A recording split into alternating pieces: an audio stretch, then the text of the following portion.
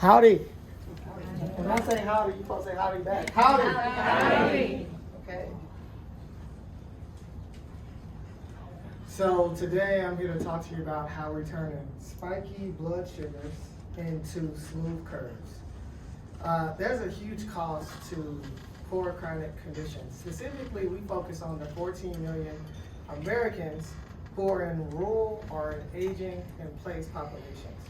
We found out that about 5%, this is about 5% of the population, but they can take up 50% of healthcare costs due to reoccurring emergency visits. I have a personal story to back this up. Isis, my co-founder, partner in crime, her father went to the emergency room for type 2 diabetes. And when he went to go receive help from his nutritionist, she told him, you know what you should do? You should eat more kale. In that moment, Isis' dad looked at the lady and said, now what the hell is a kale? You can laugh, it's okay.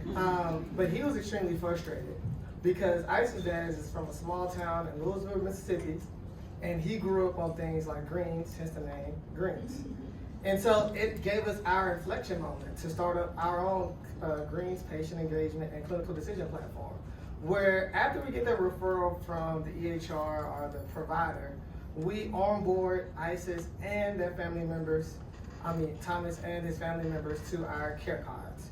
We call them care engagement pods, where he receives a circle and continuous care from nurses, health coaches, and as well as nutritionists to meet him where he's at.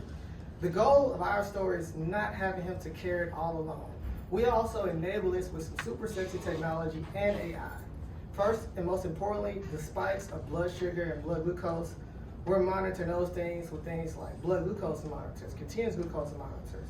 And secondly, unlike competitors in the market who may only have the monitor devices like Livongo or Carotene, we're focused on bringing the best of both worlds together and emphasizing precision nutrition and diabetes education. We're different by, if Thomas wants to eat Chick-fil-A one day, before he eats Chick-fil-A, we're using AI to simulate what would happen to his blood sugar before. He can get on the phone with his care coach and say, I'm thinking about this. And on his own mobile application, we can give him advice. Instead of eating a kale salad, how about you try some greens to curb that blood sugar? We've achieved some amazing results, 74% medication adherence in our pilot program, as well as 84% social engagement. We get paid by working with primary care providers. We receive 60% of that reimbursement.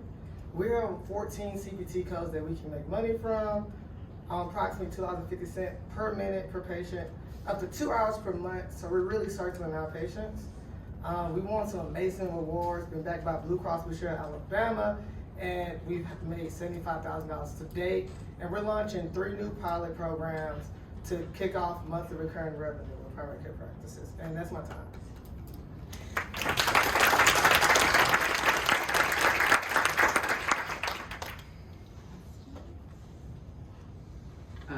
Hi, who pays for the CGMs?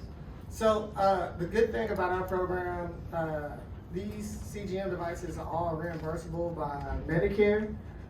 We're working with primarily Medicare Part B, which is the CMS version.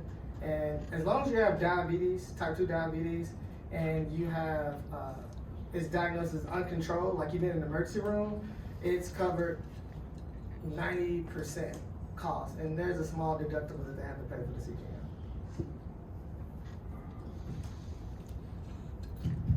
Thank you for your question and for your comment.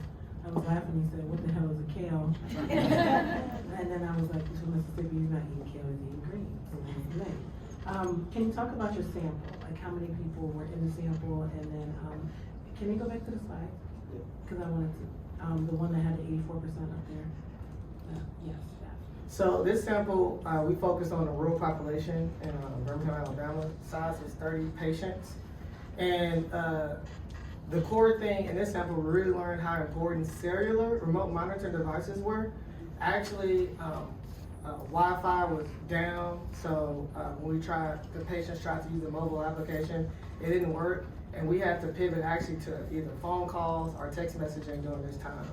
And so once we pivoted, it significantly improved the engagement rates during the second month of the program to text messages and phone calls, and also adopting more cellular devices. And so that was a huge takeaway from the sample. And yes. And the racial breakdown in the sample?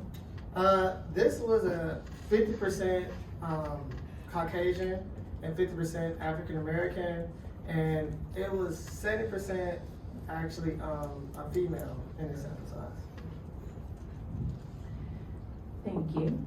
Can I call you Mr. Greens? You can call me, you can call me Mr. Collard Green. Mr. Collard Greens, got it. With some bacon, good. So I love the concept of this digital twin, which is what I saw how it was described in your technology. So I have a two-part question. One, the digital twin is like a new technology. We're trying to figure out how best to use it. So I'm curious about how you came to the conclusion of using it to simulate what the impact of your blood sugar might be. And then also, thinking through the last time I was in a Chick-fil-A line, would I actually like confess that I'm doing this up front? Like what is the level of like patient engagement around asking that question first and engaging? Great question. And so I brought that. So the first question around digital twin, there's multiple instances. This is a very short-term instance of, hey, let's predict your blood sugar in the next 2 to 4 hours of how high it's gonna spike or how low it's gonna spike. But there's other versions of it where we can predict in a year from now. It's more reactive. If you're gonna go back to the emergency room where you may see a population health, really take advantage of it. But in a personal self-management, it can be more personalized in that moment.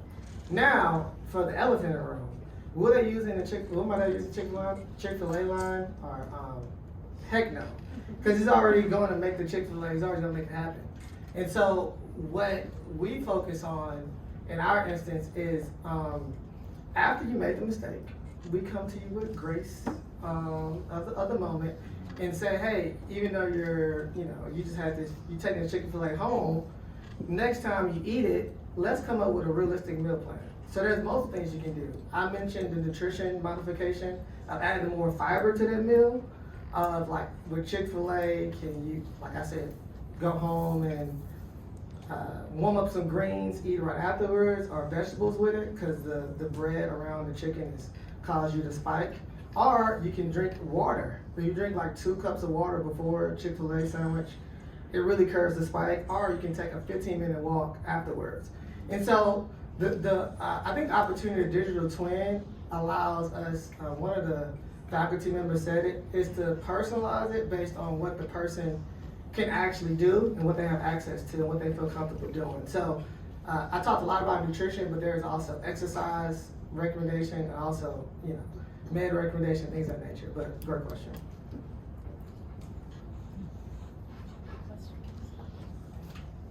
Thank you so much, Steve.